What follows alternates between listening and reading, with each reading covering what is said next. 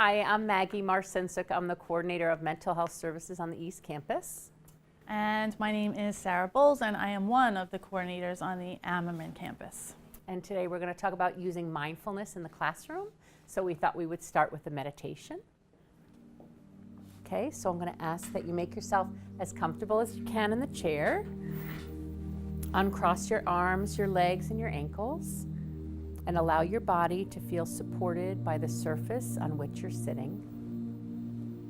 And you can close your eyes and take a deep breath in through your nose, breathing all the way down to your abdomen, and slowly breathe out through your mouth. And as you do, feel your whole body begin to relax, allowing your muscles to feel limp and heavy. And take another deep breath in and out through your mouth. And I want you to scan your body for any muscle tension, starting with your head and going all the way down to your toes, checking for any tension in your face, your head and your neck. Allow your jaw to become slack and your head to feel heavy on your shoulders. And allow your shoulders to drop. Take a deep breath in and out, relaxing your chest and your abdomen, and allow your arms and legs to feel heavy and to sink into the surface beneath you. As you take another deep breath in, become aware of any remaining tension in your body. And as you breathe out, allow all the muscles of your body to sink heavily into the surface beneath you, becoming more and more relaxed. Imagine yourself walking along an old country road. The sun is warm on your back. The birds are singing. The air is calm and fragrant. As you progress down the road, you come across an old gate. The gate creaks as you open it and you go through. You find yourself in an overgrown garden, flowers growing where they've seated themselves, vines climbing over fallen trees, green grass and shade trees. Breathe deeply, smelling the flowers, and listen to the birds and insects. Feel the gentle breeze warm against your skin. As you walk leisurely up a gentle slope behind the garden, you come to a wooded area where the trees become denser, the sun is filtered through the leaves. The air feels mild and a bit cooler. You become aware of the sound and fragrance of a nearby brook. You breathe deeply of the cool and fragrant air several times, and with each breath, you feel more refreshed. Soon you come upon the brook. It's clear and clean as it tumbles over the rocks and some fallen logs. You follow the path along the brook for a way. The path takes you out into a sunlit clearing where you discover a small and picturesque waterfall. There's a rainbow in the mist. You find a comfortable place to sit for a while, a perfect niche where you can feel completely relaxed. You feel good as you allow yourself to just enjoy the warmth and solitude of this peaceful place.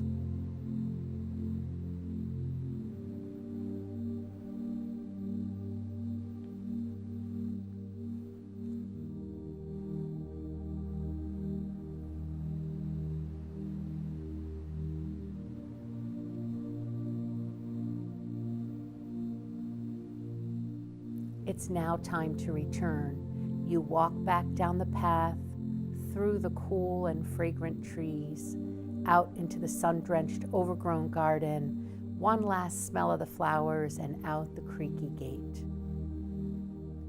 you leave this secret retreat for now and return down the country road. However, you know that you may visit this special place whenever you wish. And when you're ready, you can take 3 deep breaths and open your eyes.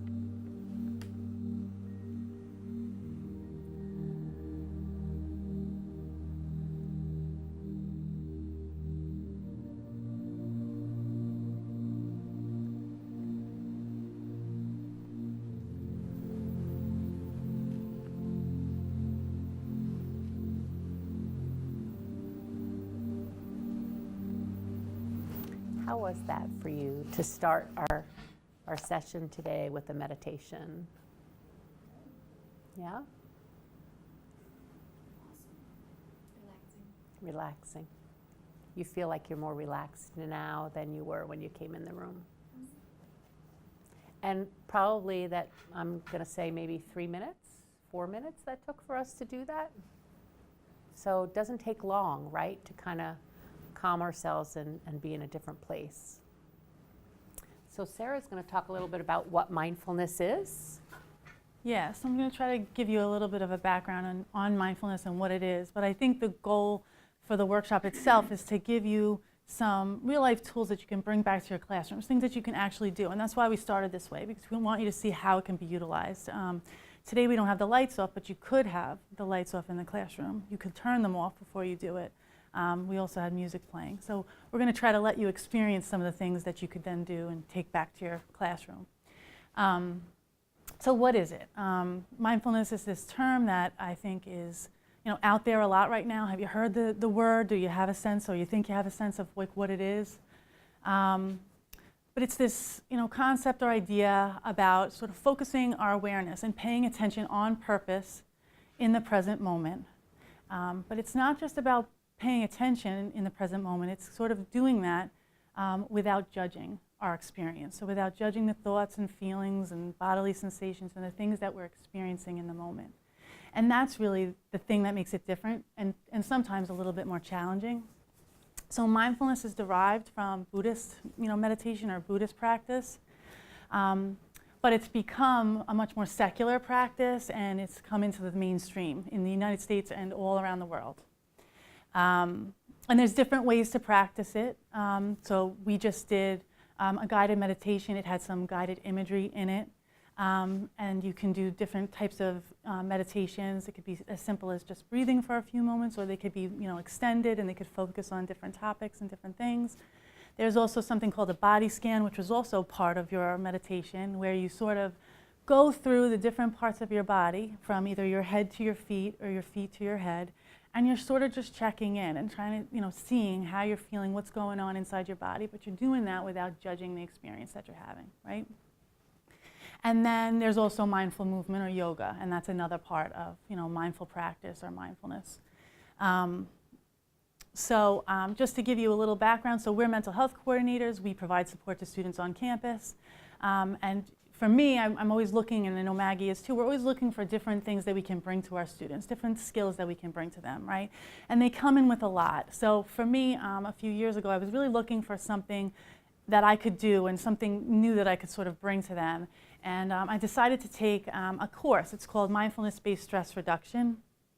So I decided to take this course. It's an 8-week course. It's taught all over the world. It was developed by John Kabat-Zinn. I don't know if you've heard that name before, but he's sort of like the guy, the guru of mindfulness. And he's sort of someone who's really brought it into sort of mainstream culture and all the different aspects of our world at this point.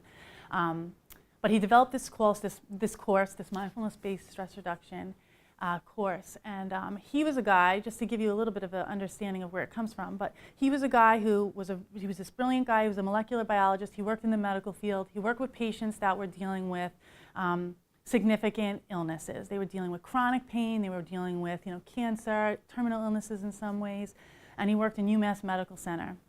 And he started to practice and kind of do his own research on mindfulness on his own.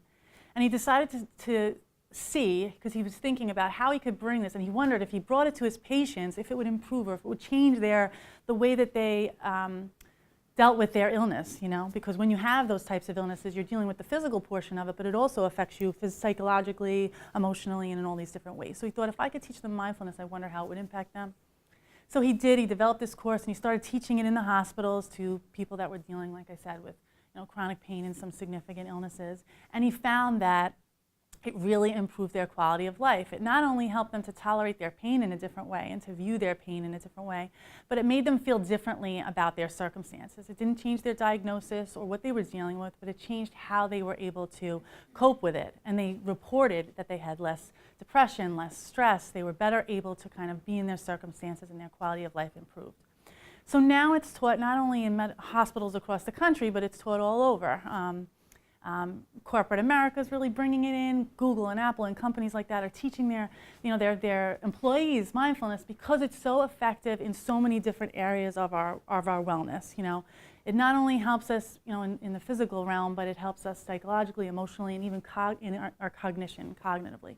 And that's why we're sort of talking about it a little bit today, because in the work that we do, we're always looking for ways to sort of engage the community a little bit, engage faculty in the process of promoting wellness, because that, in a sense, sort of helps everyone, and it encourages success in our students as well. So we're going to do another little activity with you, and I just want to tell you a brief kind of anecdotal story, just to give you a sense of what it is. So it's this idea, right, of kind of bringing ourselves into the present moment, and doing that with acceptance and acknowledgement and without judgment. So when you take this course, part of it is that you do a classroom portion, 2.5 hours a week, but then you also have to do practice on your own. So I had to find time to do this. I had to find time to meditate and bring this into my life. And like everyone, we're busy, we're crazy, we don't have time, all these things. So I would get up really early. That was what I decided I needed to do, right? I would wake up early, and I would play these guided meditations, and I'd be all comfortable. Nobody would be awake in my house. It'd be quiet. It'd be wonderful, right? And I would start to play these meditations, and I would notice that I would feel itchy. And I would get so frustrated, and all I could focus on was the fact that I was itchy, right? I'd be so mad, because I'd be like, I got up early, I'm here, I'm ready to relax, and all I can think about is the fact that I'm itchy. I found out later that that's actually common when you first start meditating and kind of getting into it a little bit. But I didn't know it at the time. And as I went through the course, what I learned, or I came to understand, was that what mindfulness is really about is being with that feeling. Because my instinct, of course, was to be like, scratch it, make it go away so that I can relax, right? And I feel like that's what we do, and a lot of our suffering or our stress comes from how hard we try to change our circumstances rather than accept them and be with them a little bit. So that's what mindfulness is really about. So I had to kind of be with that itchy feeling. As annoying and frustrating as it was, I had to be with it. And what I realized, and what you do realize when you start to get into it a little bit, is if you can be with it, the feeling passes anyway. Whether I scratch it, whether I don't, there's an impermanence to the things that we experience, whether it be strong emotions or thoughts that we might be having, or bodily sensations like itchiness. There's an impermanence to it, and if we can kind of accept it a little bit and allow it to kind of come and go, we cause ourselves a lot less stress. So I'll give an example similar. I took a group of students when I went to College 101. I took them outside in the beginning of the class. I was talking to them about stress and stress management, and I talked to them a little bit about mindfulness and said, we're going to go outside. It was a nice warm day, sunny, sun was shining, and said, we're just going to be here for a moment, right? I want you to, if you want to close your eyes, you can. Just be here and feel whatever you feel around you. Listen to the sounds around you. So I can remember hearing the flagpole flapping in the wind, right? The cool air and the breeze, the warmth of the sun on my face, And then after a while, I brought them back inside, and we started talking about it. And some of the students acknowledged feeling uncomfortable after a while. People aren't used to doing this, right? Just being. And they were acknowledged saying, I felt like, when is she going to bring us inside? Like, how much longer is this going to last? They're not used to that, right? So it kind of reminds me of the itchy feeling, it's the same. right? It's the same kind of thing. It's and the being nature uncomfortable. Yeah, absolutely. It's the nature of our world too, right? We're going, we're doing, and there's this pressure to always be kind of moving and doing. So it's something that challenges us a little bit. But the more you can sort of create that space and to take time to kind of give yourself a few moments to kind of be present, it really can make these really nice changes in your life and in your experience. Right, because like as Sarah has up here, we're often thinking about our future or worrying about our past, right? But how often are we really in the moment, right? The example I always give, and everyone's had this experience, but when you've driven a route over and over, right? So for me, it's like home to work. I drive it over and over, it's the same route, right? And how many times have you driven and gotten to your destination and you sit there for a second and you say, oh my gosh, I don't even remember like the turns I made, or if someone asked me what kind of car was in front of me on my ride, I wouldn't be able to tell them, right? And it's not just driving that we do this with. I think it's a lot of different areas of our life. You know, we're physically maybe present, but it's very hard to sort of have our mind and body sort of be present in a place at the same time because of the way our minds just naturally work too. It's nothing that we're doing wrong, it's sort of just the natural pull of our mind. Mm-hmm. And often multitasking, right?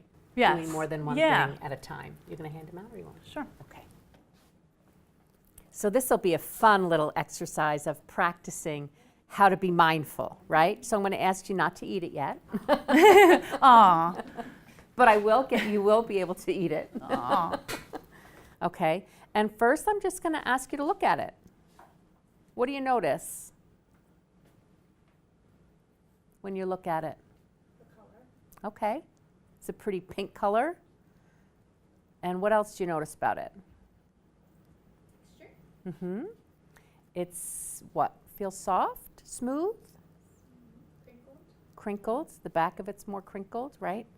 What else do you notice about it in looking at it? It's a solid. Mm-hmm. The hearts. They're hearts. It is a heart, and there's hearts on it, right? I noticed the milk chocolate written on the side, because that is my favorite kind of chocolate. Right?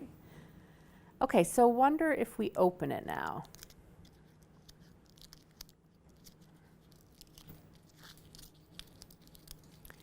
And allow yourself to feel the chocolate.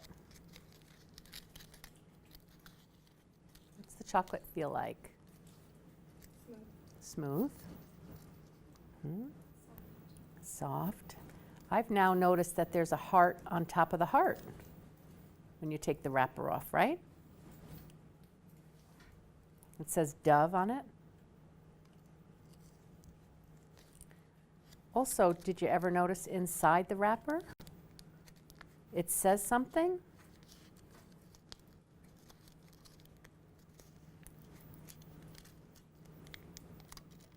Anybody want to share what theirs says? Misty, share a secret. Laugh until your heart overflows. Nice. That's a good one. Mine says, the best things in life are chocolate. Mine says, believe in those you love. Mm-hmm. Mine says that too. Yours says that too? Yeah. Okay. So now let's take a little bite.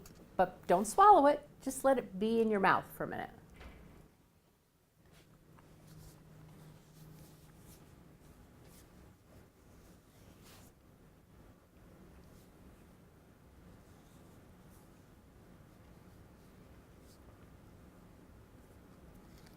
What are you noticing while it's in your mouth?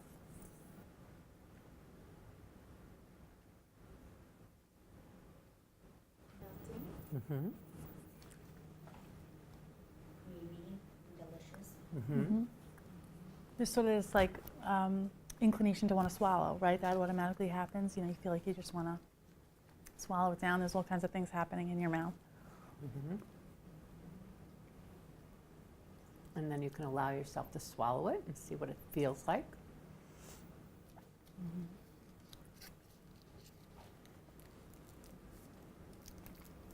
Smooth going down.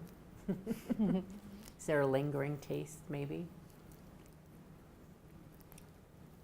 How was that experience for you? Better than just open and pop and go. You enjoyed it more. Much better. You usually don't think. When you do, it's better. Mm-hmm. Or how much, yeah, like how much do we taste really taste our food or pay attention? It just makes me think, so I took this course, this MBSR course. At the end of the course, there's a day-long retreat that you do, and it's silent. can't speak to anyone. So there's all these people in this room and all these people together. You can't look them in the eye, you can't speak to them. And for an hour of that day, you have to eat. And you sit around these round tables with all these people, and again, you can't look them in the face, you can't speak to them at all. So, you know, we talk for a living, we engage with people. It's just natural to want to do that, right? And listen a lot. We listen, right? So for me, I was like, oh, I don't know what this is going to be like, you know. And there's food, there's beautiful food laid out, like fruit and chips and sandwiches. It's all very beautiful. You know, you can take what you want, or you can bring your own lunch. But you have this hour, right?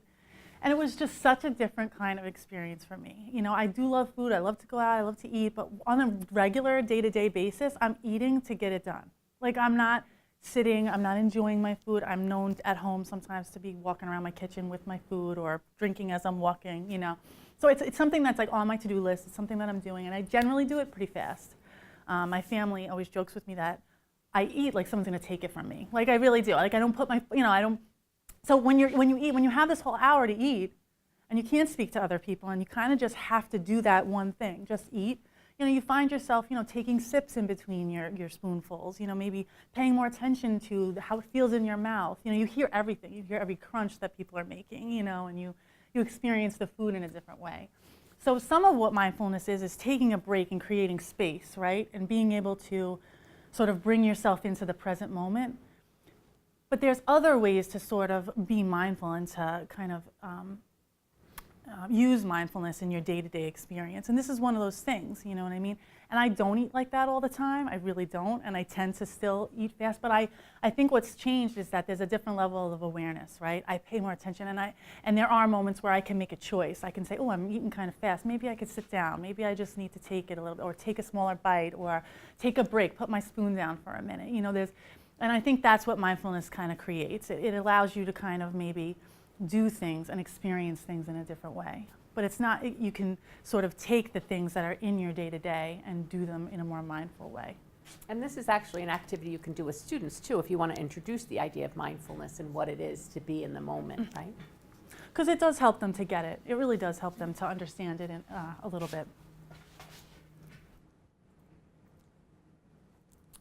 So we want to talk a little bit about students' mental health in general, right? So there was a study back in 2015 by the American College Health Association where they did an assessment of students and found that 1 in 6 had been diagnosed with or treated for anxiety. And that's what we see in the counseling center. The biggest presenting problem for us with students is anxiety. The second leading cause of, the second leading problem that they present with is depression. And that's not just here at Suffolk, but nationwide at counseling centers, right? And they also did a study for recently with community college students. And they surveyed over 4,000 students from 10 different community colleges around the country, and they found that 50% of them were suffering with 1 or more mental health conditions. And you know, that's not really surprising to us who talk with students all the time, right? I see students that have so many struggles, and oftentimes more than just one. And I think, you know, if they had just one of those things that they had to deal with, that would be enough, right? And they're young students, but they're dealing with a lot. So it's like, how can you deal with all that and go into class and focus and be able to concentrate and actually learn, right? When you've got so much on your mind.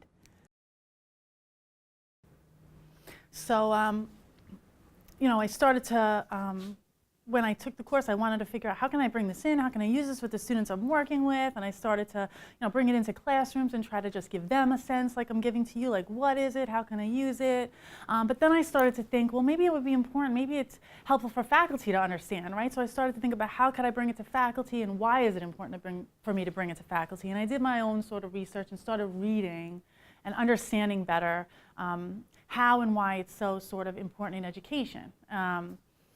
You know, in California, which is, you know, generally a pretty, you know, progressive state, but they're doing so much with this, and there's an organization called Mindful Schools, and I think it's based out of California, but and it focuses on the K through 12, and they're actually teaching teachers how to bring it in on that K through 12 level. They're teaching kindergarten teachers how to bring it in. So there's these younger students that are sort of learning it at this very young age, and then they bring it with them through 12th grade. And so they're bringing, like, mindful, exercise or activities. They do, yoga throughout their day, or they take breaks to do short, like, mindful or, guided meditation throughout their day. And what they found is that these students, not only are they, the behavior is better, the classroom climate is different, students are more engaged, they're better able to pay attention, but they're also kinder and gentler with one another. So, they're seeing all of the different ways that it sort of impacts, the classroom environment and the students themselves. And of course, on the college level, they're sort of bringing it in more and more. My daughter's in middle school, and they, over the announcements in the morning, they'll do a little 2-minute or 3-minute little guided meditation at the beginning of their day. So they're bringing it all over, and college is another place that they're sort of bringing it in more and more. And we know that college is this time of transition, and it just is a time where we have this increased potential for sort of psychological and emotional distress. It's just the time that tends to happen because of all the changes that occur. But so there has been all this research done, specifically related to how mindfulness impacts education, or has the potential to impact students and their performance. And meditation, it says meditation here, but meditation is also used like interchangeably with mindfulness. So, it's noted as contributing to enhanced cognitive and academic performance, management of academic stress, and the development of the whole person. So, the more reading I did, it affects working memory, our ability to kind of take in information and remember. It affects our ability to concentrate and focus our attention. If you think about it, and I think about this all the time, like from when we're little, we never really learn. Being able to pay attention is one of the most integral parts of being able to learn, right? But it's not a skill that we ever formally learn how to do. It's something that it's assumed we know how to do, right? But like we said in the beginning, like our minds naturally work in this totally different way. Like our minds are always thinking, feeling, noticing, observing, judging. So it's like it kind of goes against the natural flow and the natural pull of our minds. So for me, it just makes so much sense to kind of bring in mindfulness, because it's all about how do I learn to focus my attention when I need to, and how can that help me? So as you say that, I was thinking of my son when he was in pre-K. Like, the teacher would talk to me because she'd be ready to transition them from the rug to the table, and he wasn't ready to go there, right? Yeah. So Yeah. it's like he wanted to be in the moment, Yeah. on the rug. He wasn't ready to sit down and focus in pre-K and be at the table, right? But it's this whole idea too, like, and in college, you're changing environments, you're going from classroom to classroom, you make your own schedule, you're potentially going from, a classroom setting to home or to work, all in one day, so there's all these like transitions even throughout your day, and so you think about like how you have to change and switch gears, and Right. how that can be really hard, and sometimes we're not ready to, Yeah. or we don't want to, but we have to. Yeah. Research also shows that mindfulness practice can offset sort of the constant distractions of our multitasking, multimedia culture, right? There's all this beauty in having the technology that we have at our fingertips, right? We can access anyone or anything at any time. We can get information. We can, and it's all right there. But there is sort of this, negative side to that, in that we feel pressure to always be connected to it, right? And it can be sort of this source of anxiety. And we feel the pressure to kind of be doing more than one thing all the time, you know what I mean? Like you were saying, like it's hard to, the concept of just being, it's not something that we sort of encourage or promote, especially I think in American culture. Yeah. Just to add to what Sarah was saying earlier, when she mentioned that her daughter, they do meditation in the morning at school. My daughter started freshman year of high school this year. She's 14, and she came home very early in the school year and said, "Mom, my global history teacher, he plays music in the room as we come in." And I was like, "Oh, that's cool. Like, what is he playing?" And she said, "Jazz. It's really nice when you enter the room." So I don't know if you noticed that we were playing music as you entered, but I think it sets the tone, right, to be a little bit more calm and get people more centered. The other thing I just wanted to acknowledge, I have a sister who works in the Virginia Beach School District, and they do with elementary students meditation prior to state exams. And my sister said when students have to retake the test for some reason, or if it's offered at another time, they'll ask for the meditation. "Are we going to do meditation before we start?" So I think they are using it with young children, and it's being really helpful. So did you want to add to that? No, and I was just going to say, even on the our level, undergraduate or graduate level, what made me kind of look at it a little harder was we had an intern, a graduate level intern, who was in the mental health counseling program at Malloy. It's a newer program, and usually non-traditional age students, but they're adult students. They put a lot of pressure on themselves. They have a lot of different responsibilities they're trying to manage, and the faculty in this program started doing guided meditations before every exam because they recognized how stressed and how much pressure these students were putting on themselves. And I just remember her saying how much they all sort of appreciated and how it brought down so much of their test anxiety. And it just became like a normal part of how they did exams in this graduate level, program. Yeah. So Sarah mentioned some of these for the students, some of the benefits for mindfulness, right? It supports their readiness to learn, right? It gets them kind of focused, strengthens their attention, helps with their overall academic performance in the class, reduces their anxiety before testing. It promotes self-reflection and calming. It gives them some tools, right, to deal with their stress. It improves their overall classroom participation and supports their holistic well-being, right? And so then what they found was, wait, not only is it helping the students, but it's helping the faculty, right? So by you practicing like a meditation or doing a little breathing before class or having some calm music, right, playing, that improves their ability to focus and be aware. It promotes their emotional balance. It helps to reduce their stress. It supports healthy relationships for them both at work and at home, right? If you think about it, if you're going home a little less stressed, maybe it'll, help your relationships at home. It enhances the classroom climate.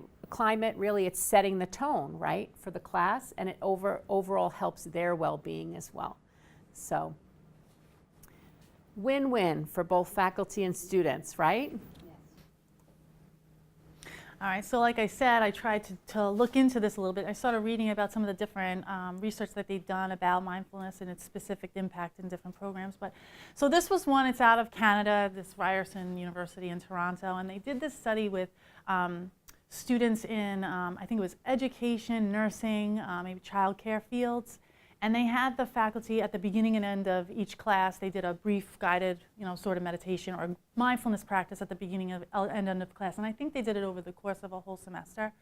And at the beginning and end, they sort of surveyed them and asked them about, how they felt, their overall well-being, how they managed their stress, how well they were able to kind of be on task and focus and pay attention. And they found that, the students all reported decreased anxiety and stress, increased sense of well-being, they were better able to kind of focus on their academics tasks. And it was sort of this unanticipated sort of result of this, and that's why I like this particular study.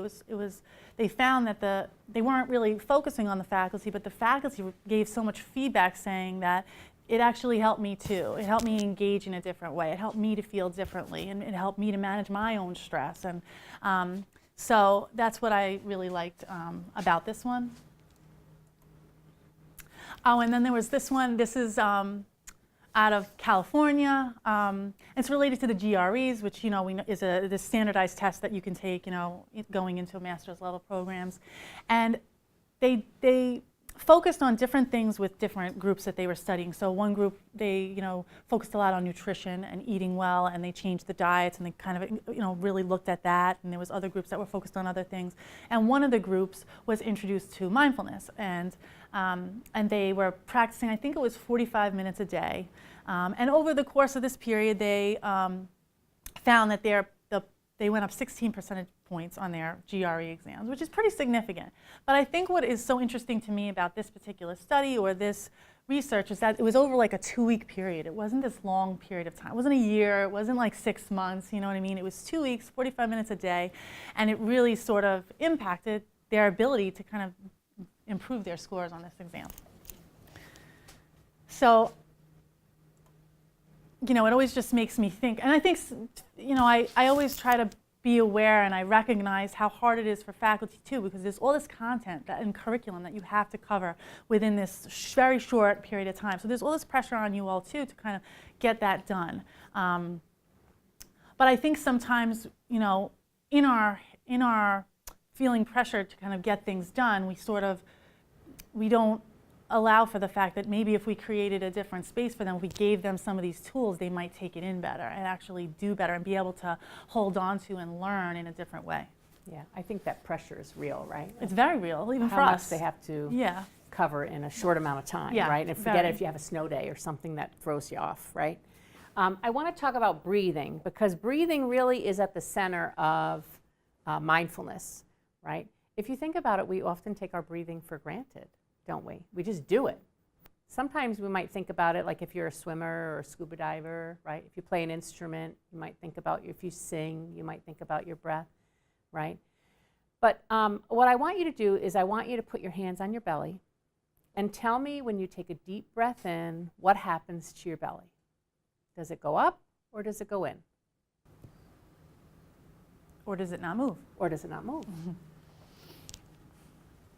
What happens when you breathe?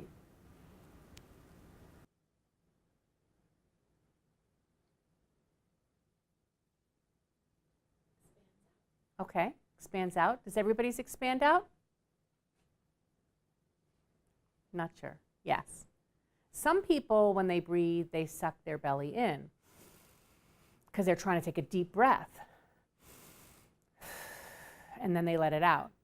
But at rest, typically we use 1/3 of our lungs capacity. When you take a deep breath, you actually, your belly should rise, right? So you should picture like there's a balloon in your belly that you want to fill with air. And then when you let it out, you want to let the air out of the balloon, right?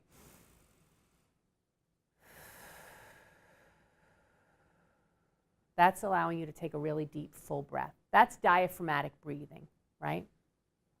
So what happens when you breathe like that is your lungs are pushing on your diaphragm's pushing on your stomach's pushing on your vagus nerve, that large cranial nerve that goes from your brainstem down your spine, right? And that's why breathing does things like lower your heart rate, lowers your respiration, lowers your blood pressure, increases your alpha waves, which helps you be calm, right, and more focused.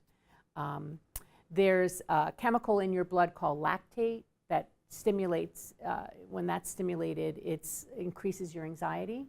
So when that vagus nerve is activated, when you're breathing like that, it's lowering the amount of lactate in your blood.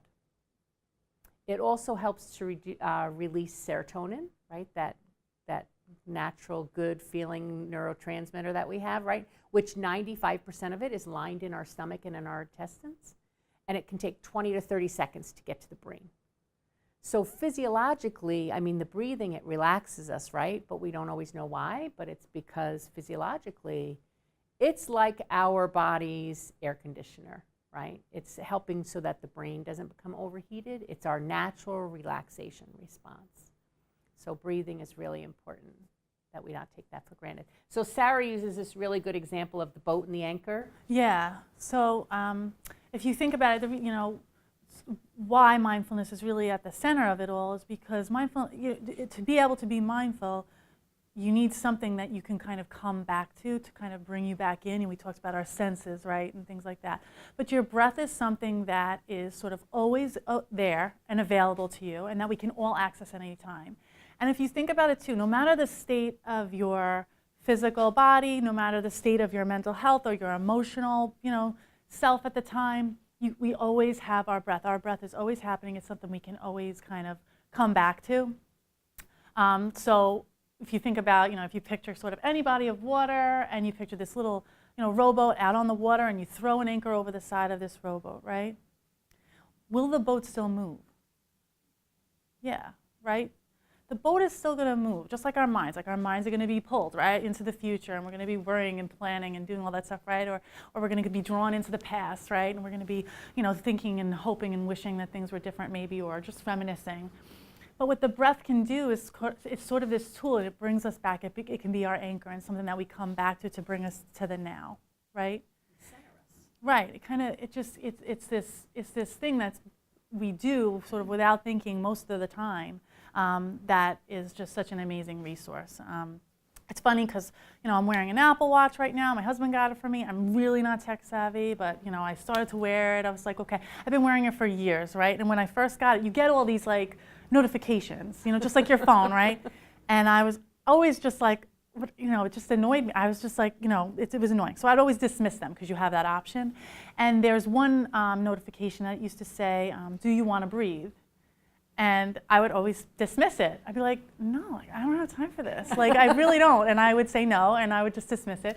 And I took this MBSR class, and I really learned a lot about, diaphragmatic breathing and how important breathing is, and I started to pay more attention to my breathing. So now when I get that notification, there are sometimes I still dismiss it, but I take advantage of it a little bit more, because even just that 60 seconds, and it's really just this lotus flower, and you follow it, right? You just breathe in, and you breathe out, and you follow the flower.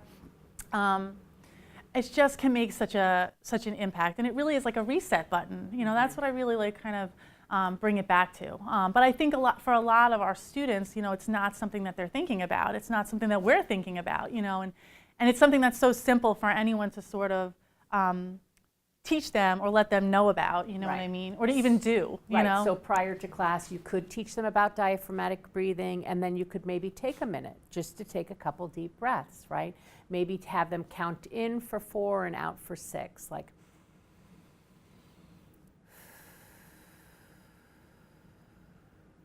right?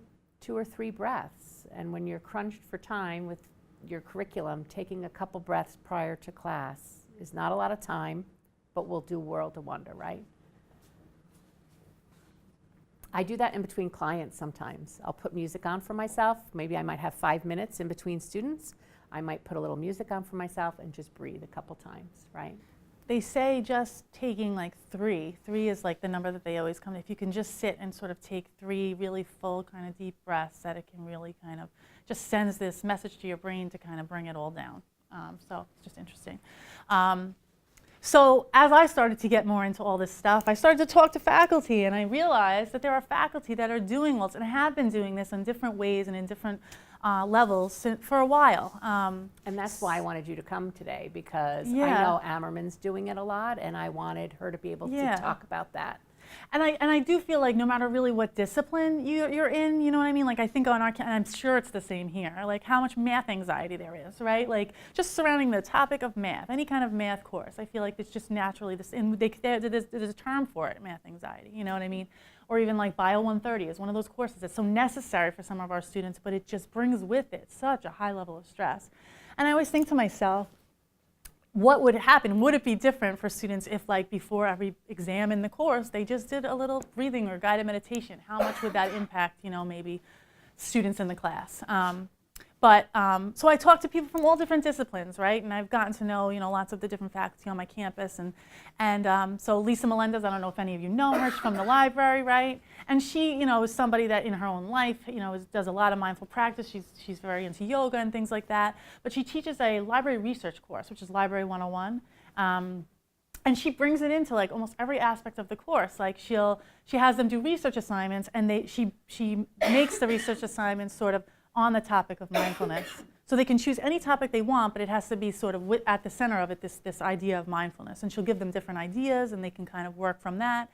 She takes walks around campus, similar to what Maggie said, and one of the things that she'll do is she'll take them on a walk, and she'll give each of them a tree to just kind of observe and look at, you know what I mean, for a few minutes. And that's all you have to do, just sit and observe. And if you think about what research is really all about, you have to be able to be a good observer, to observe details, to kind of see those things and take those things in. She takes a few minutes. So it's like a College 101, or the Library 101 is a different version of the College 101. And every session, she kind of sets it up from the beginning, where the students come in, and she introduces it, and she says, look, at the beginning of each class, I'm just going to allow you guys to come in. I'm going to give you a few minutes. She shuts off the light. She doesn't play anything. She doesn't do anything. It's just a few minutes for them to breathe.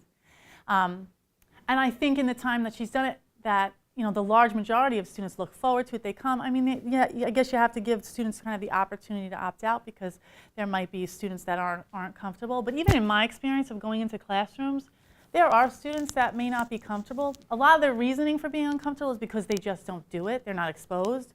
But even for students that aren't comfortable, you give them the option not to. But I would say the vast majority of students are looking for something. They're looking for something that can help them in this way. And the large majority of her students, they come, they look forward to it, they get used to it. Maybe it's uncomfortable at the beginning, but it's something that they look forward to, and they come and they just sit for a few minutes. Tom Caulfield, you were talking about playing jazz. He's an English professor. You know, he was telling a story one time about, you know, they were doing this assignment and the students started to walk into the classroom and he had this Cuban jazz playing. It was related to something that they were reading in the class. And he didn't say anything, he didn't do anything, he just had this music playing. And the students would come in and they sort of looked, you know, and they sat down and he just left it on for a few minutes. And it just brings you into the space a little bit right away, you know, and then you're focused sort of on the sound, you know, and just listening to this music. Kevin Foley I talked to a lot. You know, he was the college director of athletics, but he also taught College 101. He was a coach, and he brought it into everything that he did. He brought it into his college seminars. He brought it in with his teams. He would teach his teams. He would do mindful practices with the teams he coached. But one of the things that he would do that you might not even think of in terms of it being like a mindful exercise is he would have these sort of thought-provoking quotes on the board. So every time his college seminar met, he would have a quote on the board. And he said that that was something that when he forgot, students would look for. If you think about it, you know, he would just have them kind of, it would just be there and he would say, read it, think about it. And that is a mindful sort of exercise, like letting these students come in, they would draw to, their attention is on this quote, they think about it, and then that's kind of brings them in again to the room, to the space, and it gets them in a different frame of mind. I know a lot of the English faculty on my campus, they're doing this in all different ways, you know, or even psychology. You know, psychology professors are having students kind of experiment and do mindful meditations on their own and then write about their experience and look into how it affects us psychologically. And then, you know, you have English professors that are sort of looking at poetry that's sort of related to, you know, more meditative, you know, sort of issues and things like that. So there's all different ways to bring it in, and that's just some of the ways that, you know, people in Ammerman are bringing it in. But it doesn't always have to be, you know, a meditation. There's lots of ways to kind of create that atmosphere in your classroom. Journaling, you know, doing a few minutes of journaling on a certain topic, you know. There's lots of different ways to do it. And it doesn't have to take a lot of time. No, and it doesn't. Right. But so I always try to bring with me a lot of different cool things that I found or that relate to faculty in the classroom and things like that. There's an article up here from Vanderbilt University. They have a center for teaching, and they've looked at this a lot in different ways, and it's from all different disciplines and how different disciplines have sort of brought in mindfulness. I have the chocolate meditation up here if you wanted to, like, the script for it. So. There's something that Maggie had kind of compiled, and it's all different, you know, very sort of easy and quick ways to sort of bring mindfulness, little exercises that you can do. So anything that you want to take, or if you find anything helpful, you know, definitely take it with you when you leave. And notice we have a quote on the board. If you allow yourself to be in the moment and appreciate the moment, happiness will follow. Richard Branson. You know, so we've talked about a lot of these and like the different ways that it can sort of be brought in. But I really love this quote because I feel like it does sort of speak to what we're trying to, you know, what our message is today. You know, if our attention is somewhere else, we may have little capacity to be present. Paradoxically, we may need to not do for a few minutes to be more available for doing the task at hand. You know, it's so tempting to just keep going and just keep doing. But sometimes if we can interrupt that and take a minute, we might get so much more accomplished, or we might gain so much more from that experience. Yeah, and I think about our students, you know, some of whom have 2, 3 jobs, and they're going to school, you know, or they're working full-time, going to school full-time, they're rushing here and there, you know, to be able to come into a and classroom we are and too. just take, We are too. Yeah, we are too. Yeah. You know, to be able to take a minute before class and just be. Yeah. It's a good great thing. Like way to model for them, like something that, you know, everyone can do. And it also, I think, does change the climate of the classroom and maybe their readiness to And I think what's nice is, like I said earlier, it's teaching them things they can go and do on their own, you know? So maybe if they're rushing around all day and they have to go home and study, now they can maybe they'll choose to sit for a minute before they start, you know? Or to do any of their meditation. Yeah, we or talk to them about the apps, right? Right. That there's all kinds of apps on their phone, you know, Calm and 10% Happier, and, you know, things that they can do to kind of meditate even on their own. Yeah, when I go into classrooms, I'm always like, just challenge yourself to like do any one of the things that you do, like to eat your breakfast or to take a shower in a mindful way, or to, drive. When you're on your drive to work, notice the type of car that's driving in front of you. Notice your speed.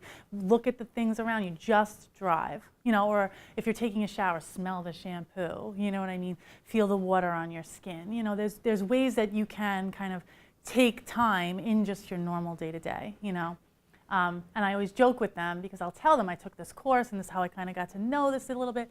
I have not made these sweeping changes to my life. I am not meditating for 4 hours a day. Like this is not happening, right? But I think that it has changed my life and I have brought it in a big way. But it's the smaller things that I do sort of throughout my days that have really made the most impact. Even just from the way I wake up in the morning, I think I would spend at least like 5 minutes of the beginning of my day being angry that I was awake, like not, like, oh, the alarm went off, now I have to get up, it's so cold outside, I just want to stay in bed, like that kind of a thing. And I really have tried to kind of shift my perspective a little bit to, being kind of grateful for the fact that, this is a new day, and I think about, sort of sitting up in bed, and I take a few breaths, I put my feet on the floor, and this is all just like a couple of seconds, but I take a few moments to kind of start my day with intention and with thought, you know what I mean? And it's a couple seconds, but I feel like it makes a difference in how you then go through the rest of your day, I mean, if you can do any of your tasks that way. Right. So Sarah and I recently went to a program on mindfulness, and the woman talked about how she likes to feel her warm cup of coffee in the morning. Right? And she allows herself time to just be with her cup of coffee. And I realized I do the same thing. By the time the kids are out of the house, my husband's out of the house, and everybody's running in the morning, right? And having my like nice warm cup of tea, and just feeling the warm mug, and just calming myself for a minute before I have to move forward. And smelling it, and like that. Yeah, like right? smelling it, taking it in, feeling it on your hands, and enjoying all it. of your senses. Yeah, right? yeah. So one of the last things we'll do, just to kind of tie things all together, I mentioned at the beginning that yoga is a big part of mindfulness, right? So even just if you have like a 3-hour class or a nighttime class, I know that I've encouraged professors, like maybe in the middle when you have that break, you give them an option. Like you could do like a little bit of breathing to kind of like, we're going from the next topic or we're doing the next half now, and you kind of break it up and give them a little bit of a refresher. But you could also just do a little stretching, So desk yoga has become, kind of one of those things that people do or talk about, and you can do it anywhere. So we're just going to do a couple minutes of it today. So maybe just put your feet on the ground, try to feel them kind of on the ground. And then you're just going to let your arms hang down. And think about what Maggie was saying about breathing. So while we're doing this, we want to try to be breathing, while we're kind of doing this, because our tendency is to sort of hold our breath sometimes. All right, so we're just going to reach our arms up and take a deep breath. And while our hands are up, you're going to take maybe your right arm and put it a little higher than your left, and you want to just feel the stretch a little bit. You still want to be kind of breathing, feel your stomach rising. Go back to the center. And then you're going to maybe your left arm up a little higher, then feel the stretch. Take both of your arms back up to the middle. And then on the next out breath, you're just going to let your arms fall down and let that breath out.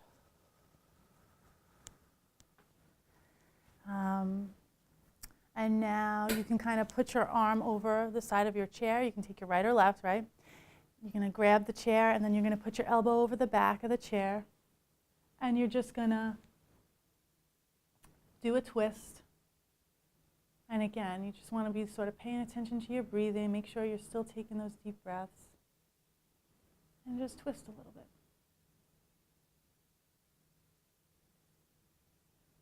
And then we're going to bring ourselves back. And we're going to do the same thing to the other side.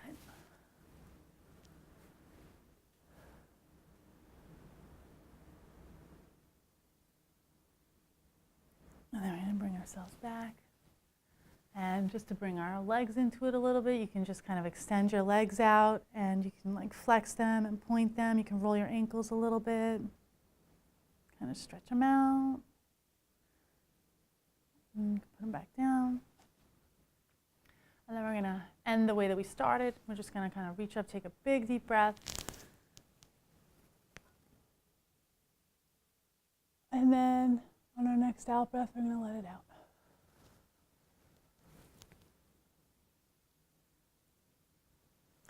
So that's our story for today. Hopefully, you take away some information, or maybe you're able to take back some things to your students and to your classes. We appreciate Yeah. you coming. Absolutely. And we're around. So if you need any Yeah. ideas or want to talk about some options, feel free to get in touch.